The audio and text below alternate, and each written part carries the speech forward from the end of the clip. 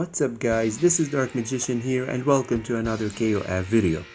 So guys, before I start, I just want to let you know that my server, which is server 2, got recently merged with server 10. So I just want to give a quick shout out to server 10, and you know that I'm really happy to get merged with such server, because now it does feel like it's much more active. You know, back then it felt like, you know, there aren't much players in my server.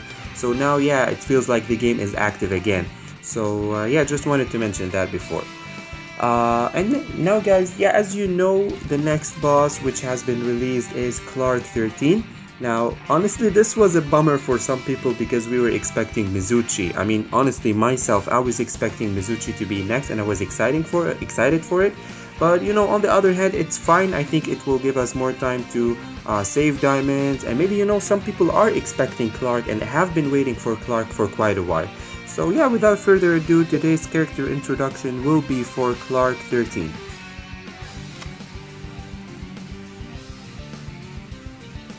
Okay guys, so as you can see, Clark 13 is an API 15 DPS. Of course, going through his stats, you will see, as usual, very high crit and very high crit power. Now, the feature says aggressive as fire and steady as mountain. It kind of says it all, because aggressive as fire, he means that he can deal tons of damage. He is a really good damage dealer. And steady as mountain because he does have means to resist a lot of damage. Okay, of course, we're gonna see that in the skills below.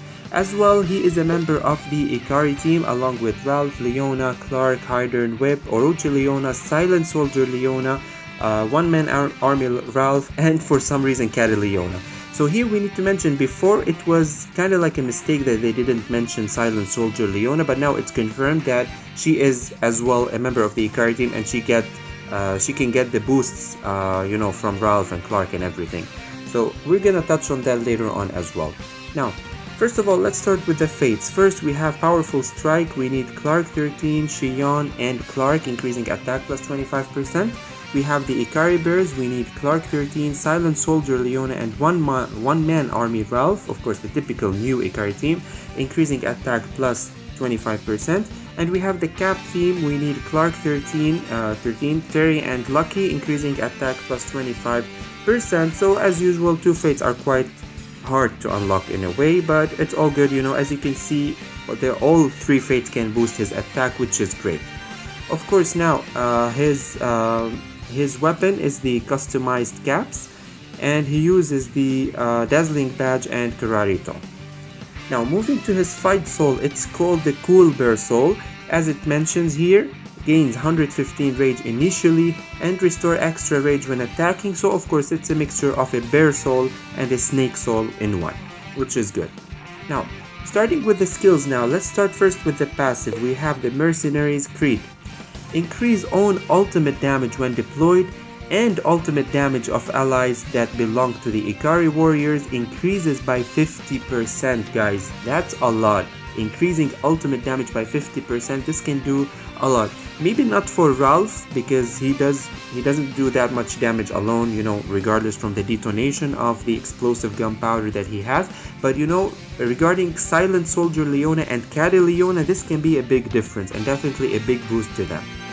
Okay, increases own crit by 25% and increase crit and damage for every fighter on own side, including Clark 13 by 4%, so he does increase damage and crit by 4% for allies, but on the other hand, he does increase anti-crit and resistance rates of the enemy by 5%, so it's kind of like a balanced. I don't honestly see the point of it, but it's kind of balanced, a boost to the allies and a boost to the enemies as well.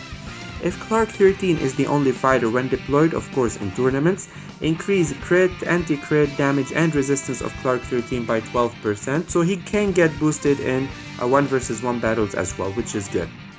Now, whenever being attacked and own rage is decrease 200 rage of the attacker and recover 50% of the rage decreased and 100 extra rage. So it's better not to decrease his rage after all. So yeah, that's what he do. So what he does, if he got his rage decreased, he will kind of like increase the rage again, and in addition to that, he will decrease the rage of the attacker. And whenever the enemy's turn begins, decrease 100 rage of a random enemy as well. So at the beginning of every turn he will decrease 100 rage for a random enemy. This can be good in a way, but at the same time some people are immune to rage reduction, some people might have the rage recovered throughout the turn, so maybe it's not a big deal, this part of the passive. The effect won't be activated if Clark 13 is the only fighter when deployed, so of course it doesn't occur in tournaments or in 1v1 battles.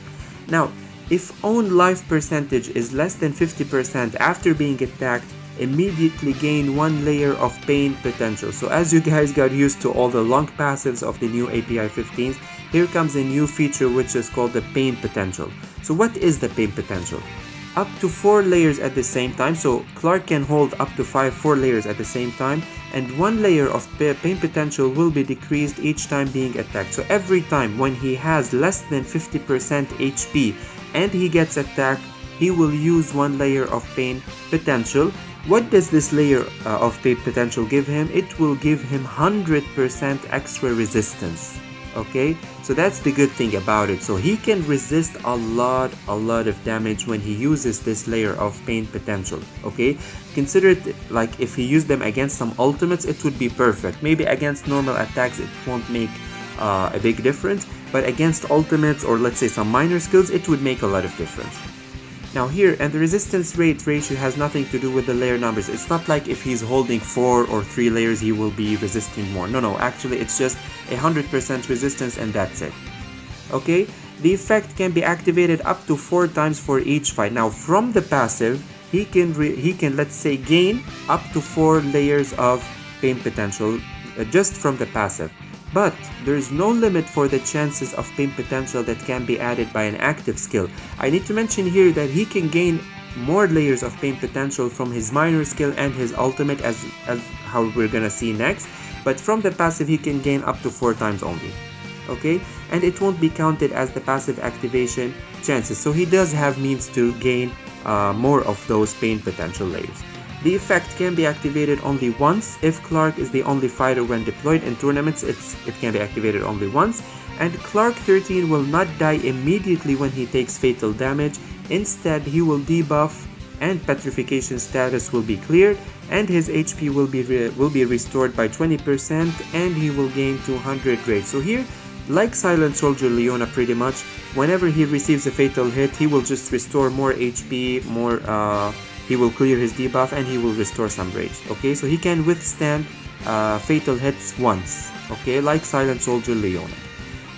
So here, of course, the effect can be activated once for each fight. If there are at least 3 members of the Ikari warriors that we've mentioned above on own side or in aid formation, so aid ones count as well. When deployed, increase on crit rate by 15% for 2 rounds, which is a nice buff as well. He does have a lot of means to increase his crit, so you're gonna see him make critical hits a lot, okay, during the battle. Of course, here at level 1 increases his ultimate damage by 20%, which can go much higher, of course, so it's great actually at level 1. Okay, so that was his kind of long passive. Now going through his minor skill Earth Throw. Attack a single enemy. If the target is a fighter with Bear Soul, increase the rage restoration speed by 15%. So if he targets a Bear Soul, he will increase his own rage restoration speed by 15%. In other cases, if the fighter wasn't a Bear Soul, the damage will the minor skill will make an additional 30% damage. Okay, and gain 1 layer of pain potential. Like what I've mentioned, he can gain more layers of pain potential from his minor skill and his ultimate. So that's one way to gain more layers of this. The chance of releasing small skill increases by 10% when Clark 13 gains 1 layer of pain potential, and the effect will last for the entire fight, so they can stack as they will remain, and it can stack up to 40%. So after getting 4 layers of pain potential, he will get a permanent 40% extra skill probability. Okay, in addition to that, restore 15% of his HP. So that was pretty much his minor skill. Now finally going through his ultimate Vulcan Punch. Attack again a single enemy, so again he targets single enemies basically. Increase own attack and defense by 20%. There's a 40% chance to stun the target for 1 round, and if the stunning didn't occur, then he will increase the damage of this attack by 15%. So this attack or this ultimate will make additional 15% damage, and it will decrease anti-crit of the target by 20% and ignore the effect of immunity to debuff for 1 round. Okay, the target won't be immune to debuff for 1 round. Okay, increase again own damage to gank fighters by 20% for 1 round. Just like the typical API 13 Clark, he can make additional damage to gank fighters and will gain 1 layer of pain potential, again like what I've mentioned. If own HP percentage is less than 30%, gain 50% extra crit for the first ultimate in the battle. So he will gain an additional layer of pain potential if his own HP percentage is less than 30%. And imagine guys, 50% extra crit with his first ultimate in the battle, so it's most likely gonna be a critical hit. Okay, so that's what I said, he does have a lot of ways to increase his crit rate. Of course, after the weapon awakens, the effect will be improved in an all-round way, such that there is a chance, actually it's a 35% chance, to switch ultimate to Ultimate Clark Destroyer. So after you awaken his weapon, he has a 35% chance to make another ultimate, or a different ultimate, which is called the Ultimate Clark Destroyer, which definitely deals much more damage. Okay guys, so that was pretty much his skills. Now, before I get to the more advanced stuff, I need to mention his gate partners, which are Hydern, Ralph, and Orochi Leona. As usual, easy gate partners, you can work on them slowly, it's fine. Now, is Clark a good fighter or not? As usual guys, we have to split the answer in many ways. Regarding him as a DPS, as you can see, his damage is really good. He can make a lot of damage, especially for one target.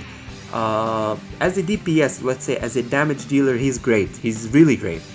As a booster, let's say, he can really boost the Ikari team. If you're building an Ikari team, or like if you have other members of the Ikari team, he's definitely recommended, actually, because the buffs that he can give are really great. 50% extra ultimate damage, that's a lot. Now, the only concern that I do have about Clark is his defense. Although he does have those layers of pain potentials, although he can resist death for one time, but I still think it's not really enough. In a way, it's not enough on the long term. For now, he's a beast. I can guarantee that he's gonna be a beast, but he's not one of those fighters that can actually persist that long in the game.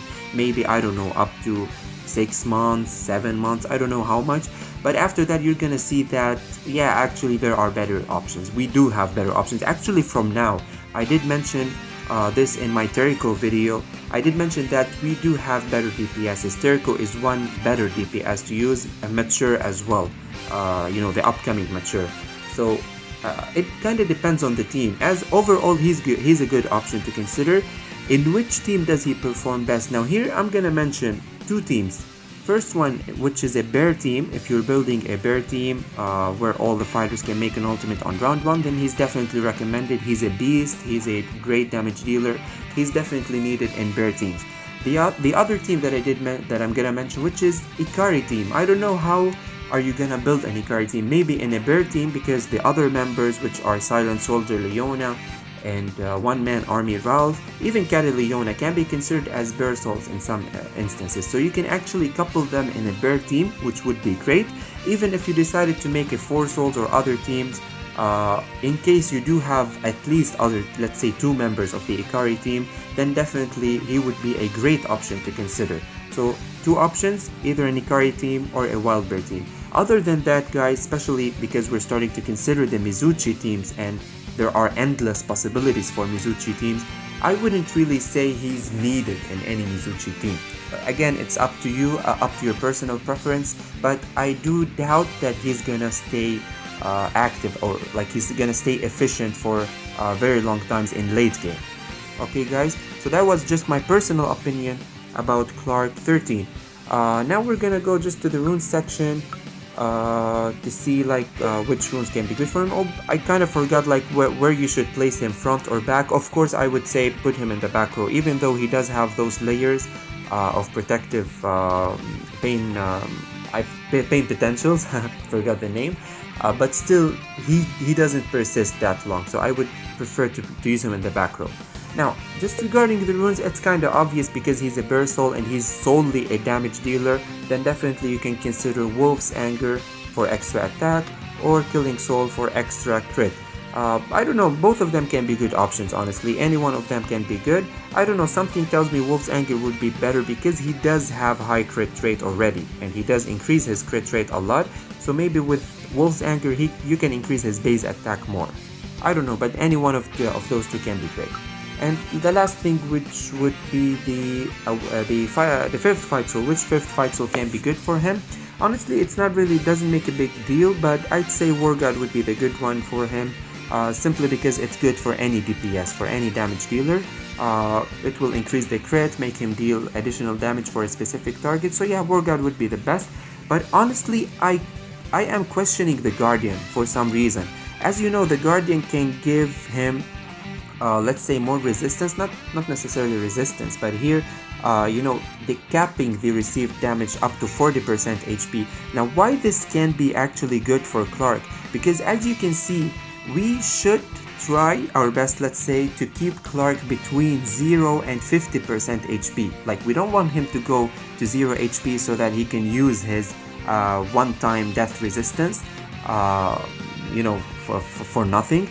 And at the same time, if he gets below 50% HP, he can make good use of those pain potential layers. So by using Guardian on him, actually, we can be sure that he will get to this in-between stage between 0 and 50% HP without going directly to 0 HP. So that's why Guardian can actually be good, and at least you will make sure he can survive good for the first 2 rounds and even more. But I'd still say, even though, because he's a damage dealer, so you want him solely for damage, then I'd say just go for the War God, basically, if there's space for it.